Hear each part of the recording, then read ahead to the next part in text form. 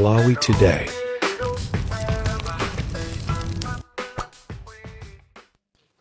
Akonza mtsutso omwe akupikisana pa mpando wa mtsogoleri wa dziko lino ati zipani zonse za ndale mdziko lino zaonetsa chidwi chodzatenga nawo mbali pa mtsutso. Apampando amakomiti ena a nyumba ya malamulo adzudzula nyumba ya malamuloyi ati kamba kolephera kuyitanitsa misonkhano yomaliza ya makomitiwa.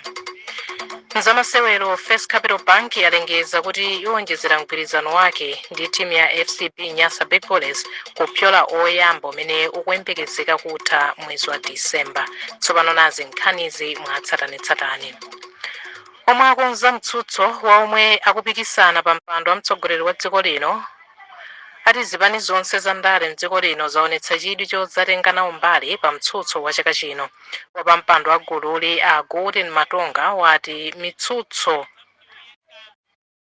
makamaka mtsutso omwe akukonza mwezi wa August ndi September udzathandiza nzika kutengapo mbali pa ndondomeko ya demokrasi pomwe omwe akufuna kukhala mtsogoleri wa dziko adzakhale ndi mwayi kukonzera zomwe akonzera dziko lino. Pakadali pano katswiri pa zandale Vincent Rangel wati mtsutso wa chaka chino ukuyenera kuyang'ana kwambiri pakufunsa omwe akufuna utsogoleri momwe adzafikirire zolinga zomwe akulemba m'manifesto awo. Kuchokera ku Tcholo, Luka Beston walemba ripotili. Malinga ndi wapampando wa gulu lomwe lakonza mtsutso a Gordon Matonga, ndondomeko yonse yochita mtsutso iyamba pa 25 August chaka chino. Malinga ndi Matonga ati mtsutso ndofunikira kwambiri poonekera mavuto osiyanasiyana omwe amalawi akumana nawo pakadali pano. Pakapatanja sapoti kwambiri kuchokera zipani zonse zimene takumana nazo kuti zizakhala nawo pa debate imene. Dakapitiriza kumana ndi zipani komano zipani zonse zimene takumana nazo zomatiuziratu kuti ife tingopita tikakambirane koma tingatikuwuzani kuti tikakhala nawo mu mtsutso umenewo. Komanso anthu ali ndi chidwi kuti democracy yathu izikhala ikuyenda bwino. Katswiri pa nkhani za ndale a Vincent Rangel wati mtsutso ndofunikira kwambiri kuti amalawi adzamvetsetse bwino lomwe zokhudza manifesto a atsogoleri osiyanasiyana. Ene yaikulu choyambirira zikhale kuti kodi zonse zimene anthu akhale akulonjeza kamene akulonjeza azikwaniritsa bwanji. Chifukwa mukayang'ana mbuyo mu makampeni ambiri akhala akuchitika ndi mfundo zimaperekedwa. Zitsanzo muli nazo komano kwina pakhala pasakufunsidwa funso kuti kodi zimene zizikwanitsidwa bwanji. Ndiye mwachitsanzo zimapereka chitsanzo china chake chimene chimaoneka kuti ncholakwika. Chifukwa mapepa aja amangolembedwa anthu akawambopha basi ndikuwaponya.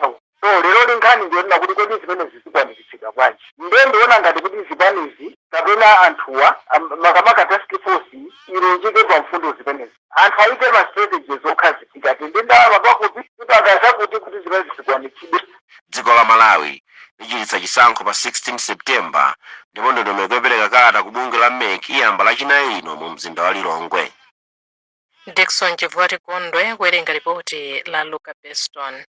Pomwe nthawi yokhala pa mpando ya phungu a nyumba ya malamulo omwe alipowa ikutha mawa lachitatu pa 23 July, apampando amakomiti ena a nyumba ya malamulo adzudzula nyumba ya malamuloyi ati kamba kolephera kuyitanitsa misonkhano yomaliza ya makomitiwa ngakhale izi zinakonzedwa kale.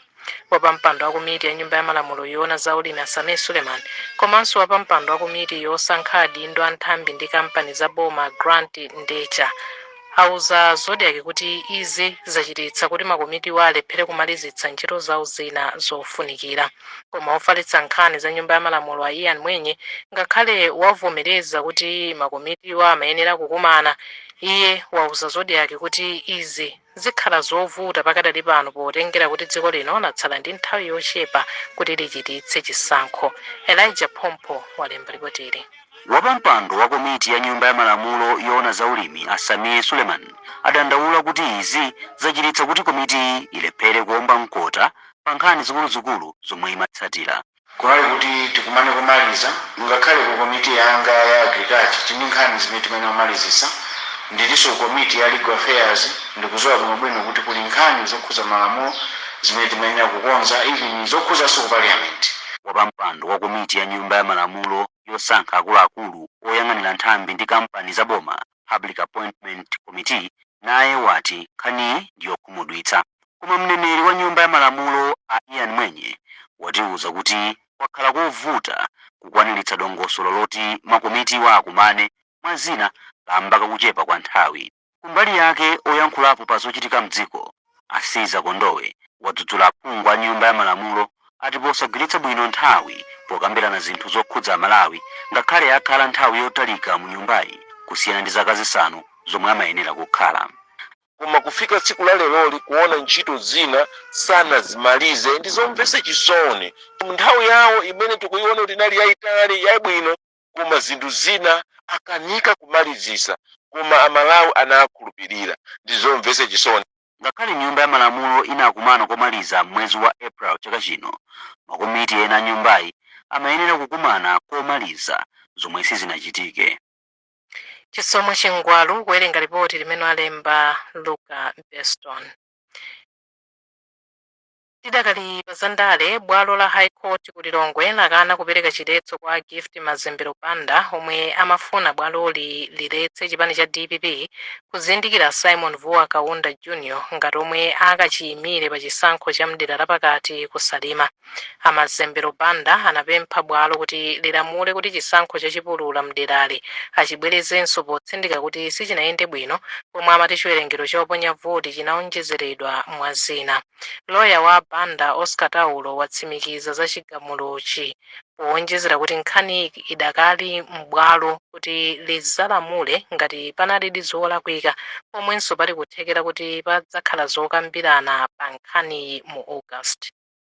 Court lakana pempho limeneyo chifukwa choti court naona ni nthawi kuti mlandu usakambidwe lasiso kuti mlandu usakambidwe ndikutha ndikuti ndikusogolo chifukwa kuti nkhani imaina malinga ndi mmene iwo atathauzira ati mlandu ngati ya maprimaries ena kupita mediation ndiyo mediation kenako ipite open trial ndiyo open trial ndikuzapereka chigamulo izizi zitautenga nthawi mediation yokha payokha mwina ndikuti mpaka mu August ndi akangana choncho August ndikuti period yotenga ma nomination ikhala yotameka kotero anaona kuti siyanse kuti chipani chisakhale ndi candidate ku Salima maingi limene achacha nacho anachionera mena ampangira chiganizo koma sikuti nkhani yatha nkhani pe inakalipo koti itakuzaweruzabe mlanduwo nkuzaona kuti kodi zachinyengo zizachitika division kulerapo kapena ayi koti lili mphamvu zimene zozo uzamvera nkhaniyo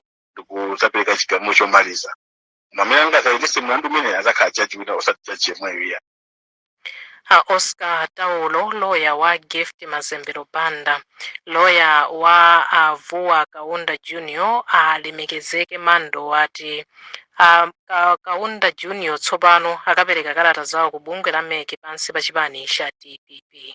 Ife ndikuwezeka monga mene kada zatu zingine mkopi kwa kasa ya Jackson.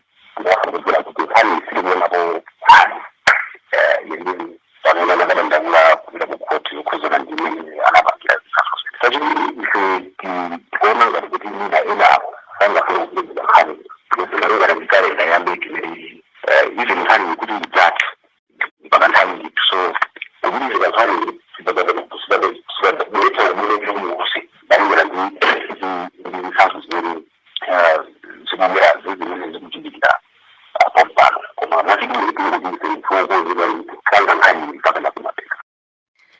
Alimekezeke Mando, lawyer wa Simon Vuwa Kaunda Jr. Bungwe lophunzitsa anthu la Nice Trust lati lili ndi nkhawa pa zoperewera zomwe zilipo mwa malamulo oyendetsera zipani za ndale maka pa nkhani yopereka zinthu ponena kuti zoperewerazi zili ndi kuthekera kopereka danga kwa andale kuti azipereka ziphuphu pofuna voti. Mkulu wa bungwe la Nice Grey Kalindekafe wati ngakhale lamuloli limakaniza kupereka zinthu monga ndalama, mphatso ndi katundu wina, limaloleza zinthu zina monga kupereka ndalama zamayendedwe kwa anthu ndi katundu wochitira kampeni zomwe akuti andale atha kutengerapo mwayi. Koma mkulu woona zakalembera wa zipani Kizito Tenthani wati aka ndikoyamba kuti ofesi yawo igwiritse ntchito lamulo limeneli kotero ndi zosadabwitsa kuti litha kukhala ndi zofowoka zomwe kutsogoloko zingafunikire kuzakonzedwa. Blessings Mbewe walemba ripoteri. Bungwe la Nice lati layamba kuphunzitsa anthu zakuipa kolandira komanso kupereka zikole komanso ziphuphu ndi kufalitsa uthenga oti amadandaula okhudza ziphuphu kapena zikole azikaperekedwa ku ofesi ya mlembi wa zipani za ndale osati ku bungwe la MEC. Komabe mkulu wa bungweli Agreka Lindikafe ati apeza kuti malamulo oyendetsera zipani ali ndi zoperewera pa nkhani yopereka zikole kapena ziphuphu zomwe akuti zikupereka mwayi kwa ndale kuti azipezerapo mwayi opereka katunduyu. Iwo ati vuto lalikulu lagona pamomwe malamulowa amafotokozera za ziphuphu kapena zikole ponena kuti amapatula zinthu zina. Popeza likukamba kuti ngati mukupereka katundu yemwe cholinga chake ndi kampeni komanso katundu ali ndi uthenga wa kampeni chimenecho si chiphuphu muchisankho. Komanso ngati mukupereka chithandizo kapena ndalama kwa timu imene kuthandizani pa kampeni imene si chiphuphu. Koma malamulo sili kulongosola kuti katundu amene azikhala ochuluka bwanji kuti mwina afike pa chiphuphu. Mkulu waona zakalembera wa zipani Akizito Tenthani ati akankoyamba kugwiritsa ntchito malamulowa kotero ndizosadabwitsa kwenikweni kuti muli zoperewera zina ndi zina. Ndiye pamene tikugwiritsa ntchito lamulo limene lili pakhala zinthu zambiri zimene tikuyenera kuti tiziphunzire tione kuti kodi lamulo likugwira ntchito mmene anthu ankayembekezera nthawi imene ankapanga lamulolo. Ndino tikatero pamadzakhala mwayi pamadzakhala mpata wokuti tikaona kuti kodi lamulo lagwira ntchito bwanji kodi pali pena ndi pena pamene tofunika kuti tikonse. Padakali pano katswiri pandale a Victor Chipofya wati nkofunika kuti magulu okhudzidwa achitepo kanthu pa nkhani ponena kuti andale ena atha kutengerapo mwayi omapereka ziphuphu kapena zikole. Charles Fintola kuwerenga ripoti limene alemba Blessings Mbewe. Mukumvera nkhani pano pa Zodiac ndipo muli ndine Christina Chiota. Tionenso mitu yake tisanapitirire. Bungwe lophunzitsa anthu la Nice Trust lati lili ndi nkhawa pa zoperewera zomwe zilipo mu malamulo oyendetsera zipani za ndale. Apampando amakomiti ena nyumba ya malamulo adzudzula nyumba ya malamuloyi ati kamba kolephera kuyitanitsa misonkhano yomaliza ya makomitiwa. Omwe akonza mtsutso wa omwe akupikisana pa mpando wa mtsogoleri wa dziko lino ati zipani zonse za ndale mdziko lino zaonetsa chidwi chodzatenga nawo mbali pa mtsutsowo. Ndipo mzamasewero First Capital Bank yalengeza kuti yonjezera mgwirizano wake ndi timu ya FCB Nyasa Big Bullets kupyola oyamba umene ukuyembekezeka kutha mwezi wa Disemba. Popitirira ndi nkhanizi, President Lazarus Chakwera watuma wachiwiri wake Michael Usi kuti akayimire dziko lino ku msonkhano olimbikitsa ndondomeko zosamalira madambo omwe uchitike lachinayi mdziko la Zimbabwe. Izi ndi malinga ndi kalata omwe unduna oona za ubale wa dziko lino ndi maiko ena watulutsa dzulo. Kalatayi yati ku msonkhano nthumwi zikakambirana mfundo za mmene maiko angatetezere madambo ndi malo ena osungira madzi. Msonkhano ulipo lachinayi sabata ino pa 24 Julayi. Mzamasewero First Capital Bank yalengeza kuti yonjezera nthawi ya mgwirizano wake ndi timu ya FCB Nyasa Big Bullets kupyola pomwe uli pano. Mkulu woona zamalonda ku banki Twikale Chirwa watiuza kuti banki ipitiriza mgwirizano ndi timu ya Bullets kamba kuti yathandizira kuonjezera chiwerengero cha makasitomala ake. Wachiwiri kwa mtsogoleri wa timu ya Bullets Escort Chinula wati pali zina zimene timu iwunikire mozama ikamalowa mu mgwirizano watsopanowo ndi First Capital Bank. Sambanda kutiuza nkhani yonse mulipoteri. Mkulu oyendetsa ntchito zamalonda ku First Capital Bank Twikale Chirwa watiuza kuti akuluakulu a banki ndi okondwa kuti chiwerengero cha makasitomala ake chinakwera chilowereni mu mgwirizanowu ndi timu ya FCB Nyasa Big Bullets zaka zitatu zapitazo. Pamene banki imene kale inkatchedwa First Merchant FMB ikukondwerera kukwanitsa zaka 30 chiyambireni kugwira ntchito zake mdziko lino, Achirwa ati imodzi mwa mfundo zimene akuluakulu a banki apanga ndi kupitiriza ubale ndi timu ya Bullets kwa zaka zochulukirapo kamba kuti ili ndi mbiri yabwino. Malinga ndi Achirwa, mgwirizano watsopanowu ukhale wa ndalama zabwino zimene zithandizire timu ya FCB Nyasa Big Bullets kusamalira osewera ake kuti azidzipereka pa masewero a ligi ndi zikho zina. Chaka choyamba chabale umenewu FCB Nyasa Big Bullets inatenga ziko zonse muno Malawi inali history komanso naona kuti bale umenewu munthu wofunikira kwambiri pa bale umenewu ndi 13th player masapota amene akugwira bale umenewu masapota amene apanga decide sponsorship komanso masapota amene apanga decide account opening ndiye ife titakhala pansi tidawunikira bale umenewu naona kuti bale umenewu wena kupitirira wachiwiri kwa mtsogoleri wa timu ya FCB Nyasa Big Bullets Escort Chinula wati ganizo la First Capital Bank likusonyezeratu kuti timuyi yathandizira kuweza ntchito za malonda za banki iyi. Katakonesa chidwi tafuna bwereso kusoza zinthu zikuyenda bwino tikuwapasa zomwe zonse zikufunikira kuti nawonso akukhutisidwa kunena kuti timu yomwe amaona tizausitha kutheka ndi yomwe yakwanirisa kukhala nayo ya Nyasa Big Bullets kwena timuzilumikizana nthawi zonse mukhalire mukuyendera muchimodzi kuti zonse zikhale zikuyenda bwino. Mgwirizano oyamba pakati pa First Capital Bank ndi FCB Nyasa Big Bullets unayamba mchaka cha 2022 ndipo utha mwezi wa Disemba. Mwazina banki imaveka matimu onse anayi amene ali pansi pa timuyi ndipo nthawi zina osewera timu ya Bullets amatenganso gawo pa ntchito zopititsa patsogolo malonda a First Capital Bank. Tidakali mzamasewero bungwe la Beach Soccer Association lalengeza kuti maligi amzigawo amasewero apagombe ayamba pa 2 August ndipo akuyembekezeka kuyenda kwa miyezi 4 pambuyo pa mpikisano wa dziko lonse. Malinga ndi mulembi wa bungwe la Frank Chisambula ganizo liladza pambuyo pa zokambirana ndi mbali zokhudzidwa kuphatikizapo bungwe la FAM ndipo anavomerezana kuti mwezi wa August ndiye nthawi yoyambira yabwino chifukwa chakuchedwa kuyamba kwa maligiwa. Achisambula atinso chilichonse chokonzekera kuyamba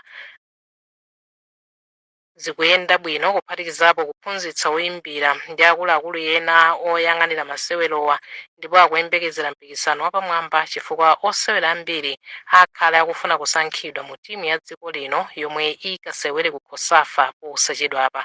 Iwo akufotokoza zambiri. Mu zokambirana zathu pakati pa ifeyo ndi Malawi atifikizira kuti ligi yathu ikuyamba pa 2 August chimene chatsala ndikungofuna kuti tingomalizitsa process ena ndi ena kusankhaso malo amene tikapangire launch.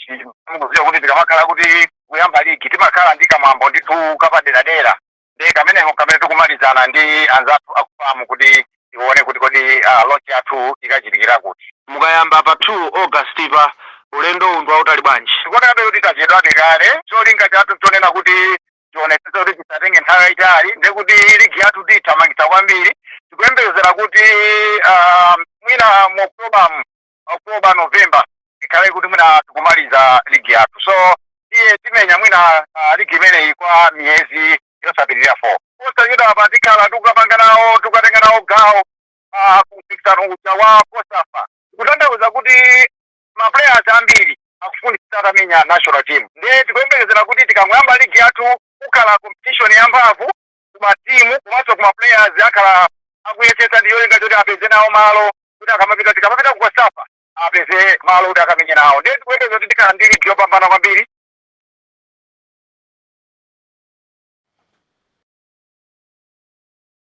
Mulembi wa Beach Soccer Association na Frank Chisambula. Munkhani zina bungwe la zaumoyo pa dziko lapansi la WHO lati nkhondo yapansi yomwe asilikali a dziko la Israel akumenya ku Gaza yakhudza kwambiri ntchito zake. Bungwe ladzudzula asilikali a dziko la Israel chifukwa chophulitsa nyumba yomwe mumakhala ogwira ntchito ku WHO ndi manja awo mu mzinda wa Dar al-Bala dzulo lolemba ndi kuchitira nkhanza omwe anali m'nyumbamo. Asilikali a dziko la Israel sanayankhepo pa nkhaniyi. Nkhondo yapansi yoyamba ya asilikali a Israel mu mzindawu chiyambireni kumenyana ndi gulu la Hamas miyezi 21 yapitayo yachititsa kuti mapalestina mazana athawe mnyumba zawo komanso kuti akhale pa chiopsezo cha njala. Ndi nkhani imeneyonso tafika pa mapeto pa nkhanizi masanano koma tiyeni timvenso mitu yake. Omwe akonza mtsutso omwe akupikisana pa mpando wa mtsogoleri wa dziko lino ati zipani zonse za ndale mdziko lino zaonetsa chidwi chodzatengana umbali pa mtsutsowu. Apa mpando amakomiti ena nyumba ya malamulo adzudzula nyumba ya malamuloyi ati kamba kolephera kuyitanitsa misonkhano yomaliza ya makomitiwa. bungwe lophunzitsa anthu la Nice Trust lati lili ndi nkhawa pa zoperewera zomwe zilipo mu malamulo oyendetsera zipani za ndale. Ndipo mzamasewero First Capital Bank yalengeza kuti iwonjezera mgwirizano wake ndi timu ya FCB Nyasa Big Bullets kupyola oyamba umene ukuyembekezeka kutha mwezi wa Disemba. Munali ndine Christina Chiota. Masana abwino, tsopano mverani za nyengo. Aupatsirani za nyengo ndi amazi bwenzi losaona nyengo. Masanano tiyembekeze nyengo ya dzuwa mwapatali patali komanso yofunda madera ambiri, ndipo anthu onse omwe amagwiritsa ntchito nyanja zathu awapemphedwa kukhala atcheru ndi osamalitsa pa nyanja pakakhala mafunde pofuna kupewa kutaya miyoyo komanso katundu. Kwa Mgabu komanso kumangochi tiyembekeze nyengo yofika mpaka pa 27 degrees Celsius, ku Lilongwe 22 degrees Celsius, ku Blantyre 21 degrees Celsius, pamene ku Mzuzu 18 degrees Celsius. Mphepo ikumbwachikira kumwera chakumvuma, ndipo pofika lachitatu tiyembekeze nyengo ya dzuwa madera ambiri. Ku Blantyre dzuwa likimiza kulowa 25 minutes past 5, ku Lilongwe 26 minutes to 6, pamene ku Mzuzu dzuwa likimiza kulowa 24 minutes to 6. Za nyengo kuchokera ku nthambi yoona za nyengo ndi kusintha kwa nyengo mdziko muno nzomwezi. Nali ndine Dave Tisungane Majawa. Masana abwino. Amakupatsirani za nyengo